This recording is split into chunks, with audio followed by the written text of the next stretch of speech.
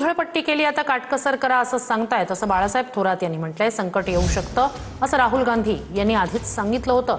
मोदींच्या काटकसरीच्या आवाहनानंतर बाळासाहेब थोरात यांनी ही टीका केली आहे। तर मोदींनी महात्मा गांधींप्रमाणेच स्वदेशीचा नारा दिलाय असं म्हणत बावनकुळे यांनी उत्तर दिलंय। नरेंद्र मोदीजींनी जे आवाहन केलं याबाबतीत तर अगोदरच माननीय राहुलजींनी सांगितलेलं होतं की हे संकट येऊ शकते, परंतु त्या केवळ निवडणुका चालू आहेत, धुमाकूळ केला, निवडणुकीचा खर्चाचा धुमाकूळ केला, इंधन प्रचंड वापरलं, आता काटकसर सांगतायत।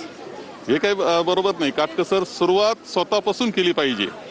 शेवटी मोदीजींनी सांगितलं तेच महात्मा गांधीजींनी म्हटलं होतं, तेच त्या ठिकाणी आपल्या पूर्वजांनी सांगितलं आहे। मला असं वाटतं याच्यामध्ये हे राजकारण करू नये, जनतेला पुन्हा काउन्सिलिंग केलं पाहिजे। हां ठीक आहे, काही आम्ही आमच्या वाहनात कटौती केली पाहिजे का, तर आम्ही कटौती करू, जर वाटलं तर आम्ही कटौती करू। काही लोकांच्या टीका होता की मंत्र्यांनी आपल्या गाड्या कमी केल्या पाहिजे, आम्ही त्याच्या ठिकाणी काही असं नाही की आम्ही करणार नाही। तर त्या ठिकाणी नुसतं विरोधासाठी विरोध करू नका।